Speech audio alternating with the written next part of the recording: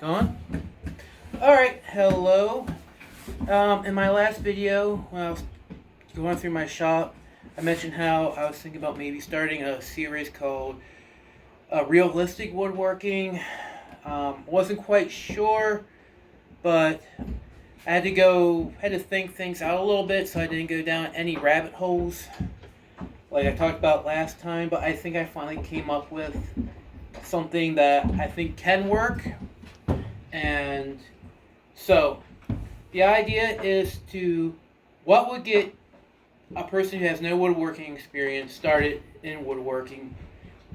And so I came up with this idea of what can fit in a toolbox.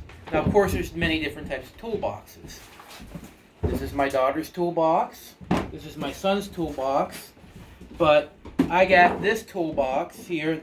This usually holds my drywall tools, but for staging purposes, I took them out, and this will be what I put the tools into. So,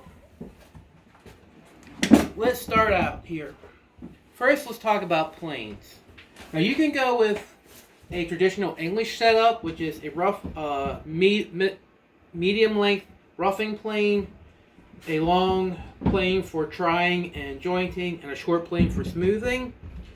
That won't fit in here though. You can go with the American setup of having a smoothing plane and a joiner plane. Or in theory, since the jack plane is supposed to be an all-purpose plane, you can just go with a single jack plane. Of course, there's different types of jack planes as we've gone over before. There's the low angle 62, which is better for end grain. The 5.5, which is better for trying and jointing. The 5.25, which is my personal favorite. This is good for smaller projects. Or the straight up number 5. Like I said, the 5.25 is my favorite, but there's only one tool manufacturer that still makes a 5.25, and that's Lee Valley. Lee Nielsen used to, but they discontinued. There's a few more manufacturers for the 62 and the 5.5, but not many more. But there's a lot for the number 5. So that's why I'm going to choose the number 5. I'm not going to say brands, but I'm going to leave that up to you. A jack plane, depending on what brand you get, can run between $50 to $3,000, $4,000, $5,000. I'm leaving that up to you. You know your budget. You know what you can spend, what you want to spend.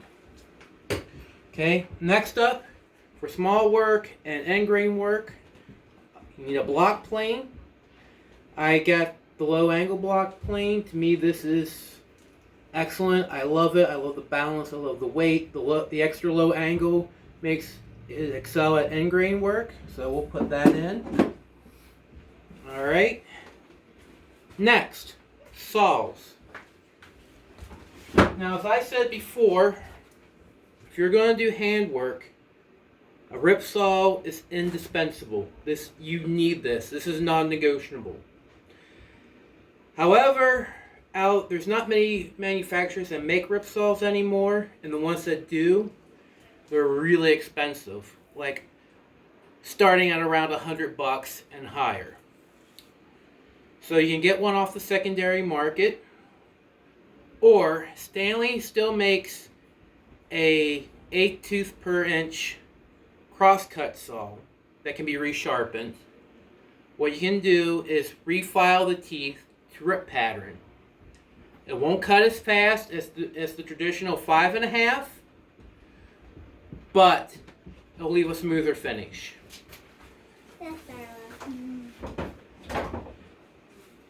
For this sake, I'm going to use my tri-honed saw. I like it. The problem is once it goes dull, because the teeth are induction hardened, they can't be resharpened. So once it goes dull, that's it. You either paint it as a craft and hang it on a wall, or you chop it up for scraper blades. If you can find a triangle-shaped slipstone, you could then resharpen the teeth. That's a little much, but I would suggest getting a saw that you can resharpen. Now, a crosscut saw. Do you need a panel crosscut saw? Now, if you get one of the tri-hones, you can go up, down the grain rip, and across the grain crosscut. I personally, if you're going to build small stuff, really, all you need is a back saw, a rip saw and a back saw. So this isn't as necessary as a panel rip. Next, we have a tenon saw. The teeth on here are filed rip because tenoning is mostly a ripping operation. So we'll leave a jagged crosscut. And this is a miter box. And this can fill in for a bench hook until you get one made. So that goes in. Now that you got your planes, you're going to have to keep them sharp. I use 4 stones. However, for space, you can get away with just 1 medium stone. For natural oil stones, a soft Arkansas. At least that's what I've been told. And that's the thing here. A lot of this I've never tried out before. This is just stuff that I've read in woodworking magazines or seen in videos. So as we build projects with what's in this box, we're going to discover whether or not this does work. Or if it doesn't. So we'll be a learning exercise for both of us. Alright? Honing oil. Now, you're going to need to drill for hardware. This is a Stanley 803 hand drill. They're no longer being manufactured, but Stanley still does make a hand drill. And there's some other companies like Schroeder out of Germany that still make hand drills. Alright. Now, I have... They fell out. I have special drill bits here made specifically for hand drills. They're not made anymore. But you can just use regular old drill bits for power drills. That'll work as well. I'm not going to put that in the box now. Okay. And for sharpening your saws, you're going to need a saw set for setting the teeth on your saw. You're going to need a triangle file. Since I only have one saw that can be resharpened, I only need a little triangle file. But if I had multiple saws in here with resharpenable teeth, that's what I would need, multiple sizes of files. So we'll put that in there. Next up, we're going to need a brace. Braces are used for boring, and you can also use them to drive screws and tough wood. Stanley still makes braces, just not in America. I bought one back in 2013 at Mitre 10. It's an Australian hardware store, kind of like Lowe's. I think they're still available in England and other places in Europe. Okay. Also, to sharpen your chisels and planes, you're going to need a honing guide. I have 2. The one I use now is by Lee Valley. It's their deluxe model. You can set it for standard angles, high angles, back bevels, and different angles here. It locks the blade in place, locks it square. But for years I used this one. It's a Stanley honing jig. You just flip this out, you take it to wherever bevel you want. The only problem with this is that it doesn't naturally lock it square, so you got to kind of fiddle with the blade to get it straight across. This is a lot cheaper than this. So if budget is a thing, go with this one. If it's not a thing, go with this one. I'll just put this in for space purposes. Okay. Attaching hardware. You're going to need a set of Allen keys. I have one for English or Imperial and one for metric, because you never know what type of hardware you're going to be dealing with until you deal with it. Okay. Another thing you're going to need are screwdrivers. Now you can buy a pack of screwdrivers, or you can buy them separately and get two standard Phillips, standard slotted, thin small Phillips, small slotted, or you can get something like this, which has different bits stored in the handle. You can pop them in here. It has this here comes down, goes over the screw. You can use it like a ratchet. So for space purposes, we'll use this. Also, if you're going to attach bolts, which you might, an adjustable wrench and a pair of pliers. Once again, you can buy sockets and ratchets, but we're concerned about space. So those are very versatile, so they'll allow you to do a lot with a little. Here, this is a countersink bit. This makes countersinks for screw heads. It fits in the brace. That goes in. Here, for sharpening your auger bits, this is an auger sharpener. This end sharpens the cutting blades. This is for the angles. This will go in. Auger bits. Here's a roll of auger bits, different sizes. Put that in. Okay. Next up, you have to measure. Tape measures are really good. I have an 8 meter and a 25 foot. I prefer the metric system, but I live in the United States and they use the imperial system. Both of these are longer than what you'll ever need for most projects.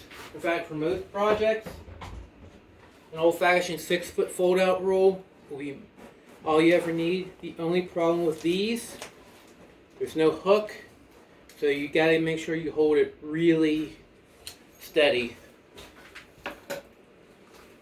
That goes in the box. Now, for marking, pencil, scratch-all. You can use both like I do, or just one. If you're going to use just one, I suggest the scratch-all, because the line you make with this will actually help your saw track better. But either or both and. They're both. This is cheap. This is a Stanley scratch-all. It's very inexpensive. I've seen scratch-alls for over $100. Your budget, your money, you do what you want to do. Hammers. Hammers come in different sizes and weights and designs. This is a Warrington hammer, popular in England, also known as a cabinet maker's hammer. This is what I usually use. However, they're not real common in the United States. A 16-ounce rip hammer will fulfill pretty much every need you have. So we'll put that in the box. Mallets are good for tapping things together and necessary for chisel work. You can get little ones, you can get bigger ones, you get ones made out of wood, where the head's made out of wood, or rawhide. It doesn't matter. I use a rubber mallet, but it's your preference. They all work well. Now, for marking lines across, square cuts, you need a square. There are many different types. This is a simple metal square. This is a traditional tri-square. But my suggestion is a combination square. I have 3, one for metric, one for imperial, and a little 6-inch one. The thing with these, because they have an adjustable blade, you can take them out to your desired length, width, and use that to mark for rip cuts. And it'll save from buying a marking gauge like this. And like I said, that's what we're going for, minimum of what it requires. Once again, metric, imperial is up to you.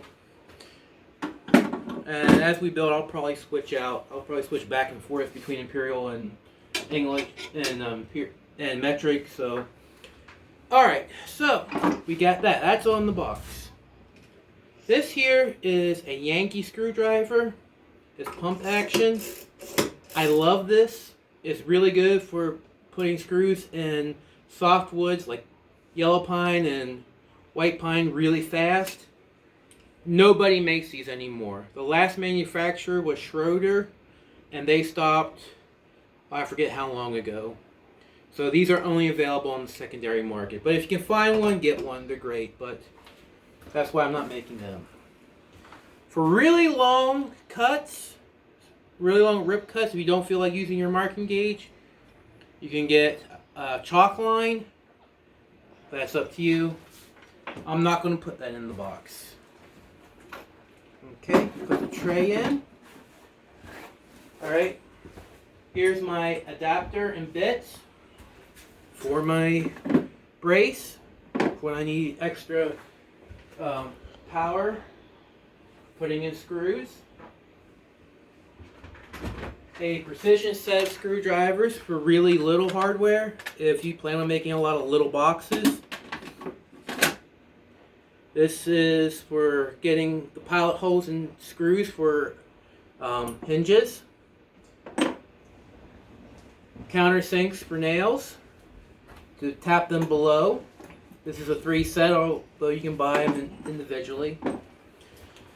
Okay, and we're just about done. Chisels. The best type of chisels you can get, well, not the best type, but the best sizes you can get. Let me move this down. I don't want my chisels getting beat up. 1/4 inch or 6 millimeters. 3/8 or 10 millimeters or 1 centimeter. 3/4 or 18 millimeters.